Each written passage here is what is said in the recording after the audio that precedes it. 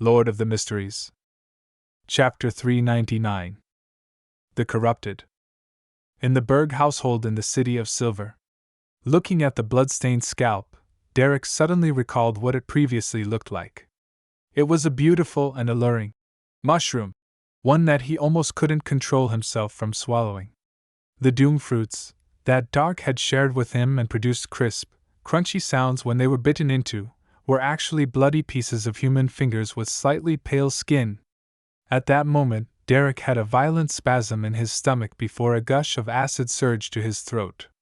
Resisting the urge to vomit, he quickly croaked a line of lyrics. God, please have your kingdom descend upon this land. Your enemies will disperse, and your followers will relish in joy. There was a touch of warmth and holiness in the song, and Derek felt all the discomfort in his body weaken. His spirituality also became full and lively. His courage, his strength, and his agility were all greatly enhanced by this song. That was the beyonder powers of a Sequence 9 bard. Dark stared at his former classmate and teammate singing with an increasingly dark expression. The way he spoke became more and more inhuman. What is that thing on your body? What is that thing on your body? What is that thing on your body? All of a sudden, Dark's clothes were stretched out in bugling strips, as though a nest of slithering venomous snakes was underneath them. Whoosh! Bloody strips of flesh pierced through the black skin-tight clothing, and its surface had rough skin covered with hair. Strands of meat began to flail outwards, causing Dark to look like a bloody, furry hedgehog. With a swoosh, the meat strands surged towards Derek, who was still standing at his original location. Derek was a patrol squad member who had seen quite a number of monsters, so he wasn't too flustered by this situation. He twisted his waist, raised his arm, and swung the axe of hurricane that he was already holding in his hand. Oof! The axe of hurricane hacked down at a few bloody strands of flesh, directly splitting them in half and causing them to fall to the ground. However, because it was nighttime in the City of Silver, this strike didn't bring about any lightning. Even more bloody strips of flesh began to surge forward, wrapping themselves around the axe of hurricane over and over again as they relentlessly clung to it. Seeing that his weapon couldn't be pulled back, a pure light suddenly lit up in Derek's eyes. It was as if two small suns had descended into the room, and his other hand was holding something close to his mouth and nose as if he was praying. Without a sound, a fiery pillar of pure light descended from the sky, striking the bloody flesh that was wound up into a ball. Dark let out an uncontrollable scream, and many bloody strips of flesh fell to the ground, charred black. They squirmed, struggling as if they were alive.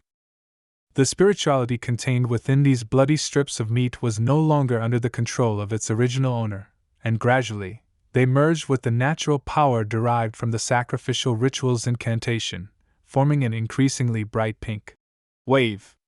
This wave surged into the dim yellow candle flame, causing the light to suddenly burgeon, forming an illusory and mysterious door. Derek had long drawn the fool's symbol of concealment on the candle. This was all prepared in advance. All of this constituted a simple but complete sacrifice ceremony. Kacha! As the seed shattered, Dark lunged at Derek while flailing the bloody strips of meat. There was no fear or tension in his eyes, only the purest, most fervent desire. At this moment, Klein, who was above the fog, responded. With a creaking sound, the illusory door that had many strange patterns on it opened a tiny crack. Behind the crack was a deep darkness in which countless transparent and indescribable shadows resided. High above these shadows were 7 pure lights of different colors that contained endless knowledge.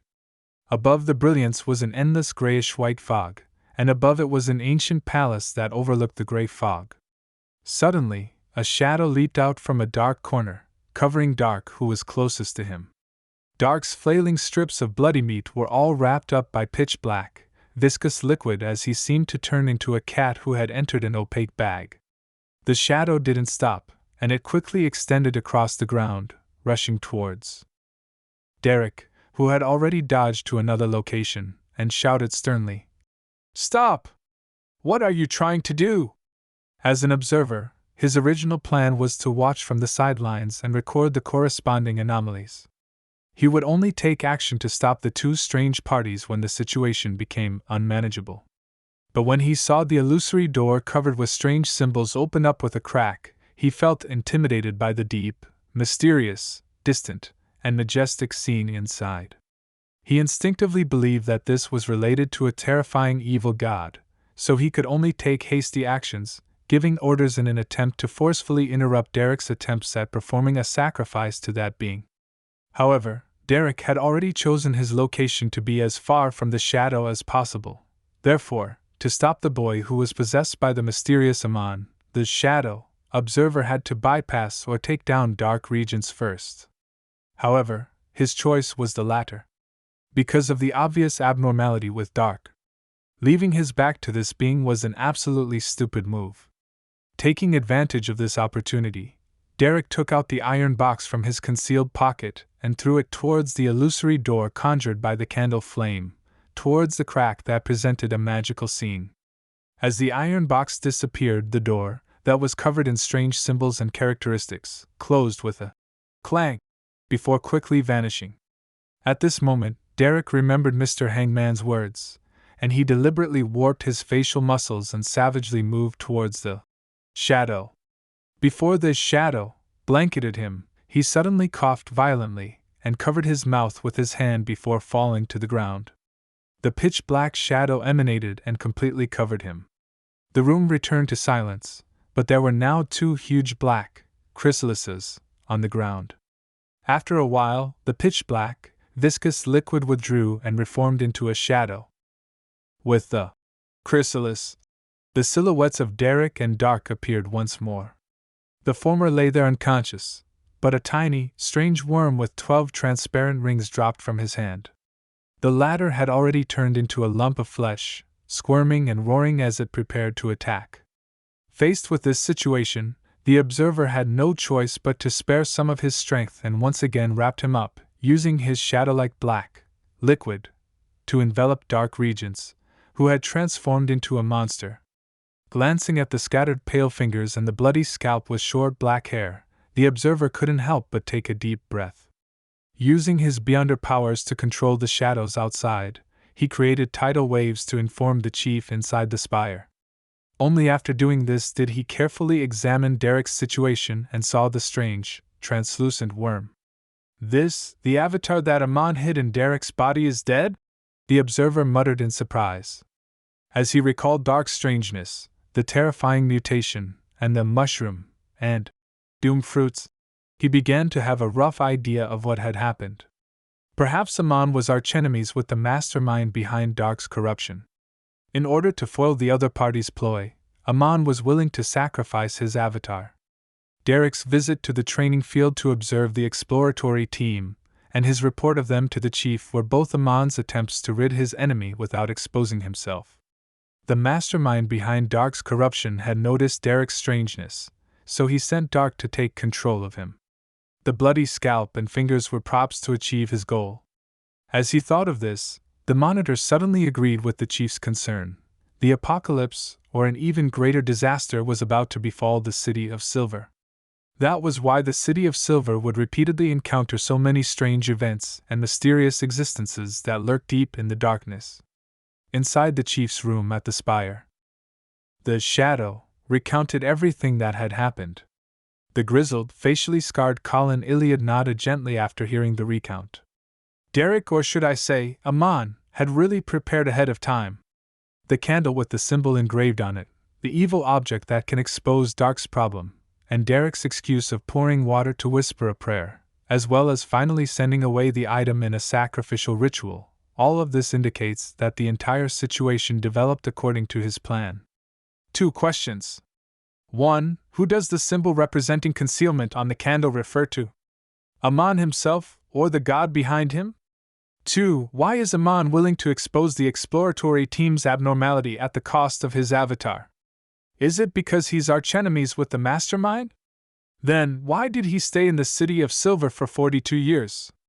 Could it be that he foretold this matter ahead of time, which is why he specifically met with the exploratory team from 42 years ago, and planted his avatar in them so as to foil the plans of that mastermind? He waited 42 years for that single moment? Upon hearing the chief's questions, the shadow observer suddenly said in enlightenment, "Maybe that's how it is. Your Excellency, think about it. Why would Amon patiently wait for 42 years before making Uta lose control when Derek was imprisoned beside him? It's because the foretold time was approaching, and he was in desperate need to switch to a free person that he can latch onto so as to foil the plans of that mastermind. Indeed, we were only thinking about what was different with Derek, and we didn't pay attention to the timing." The City of Silver's Chief Colin answered in thought. The shadow observer immediately said, "Your Excellency, please immediately lock down all members of the exploratory team. They're definitely problematic. Also, Elder Lovia, she has a non-trivial possibility of also being corrupted."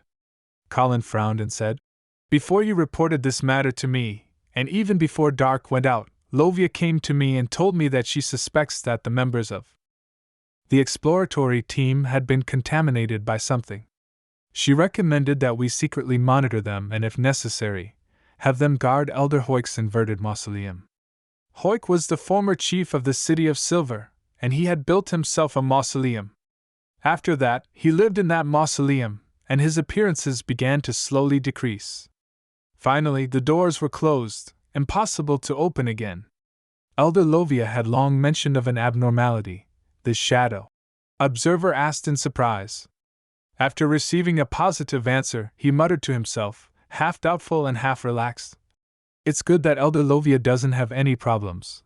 I've already sent people to lock down the members of the exploratory team, but we can't ignore any other possibilities." Chief Colin let out a sigh. "Let Aflor come to me. I'll interrogate Derek Berg together with her."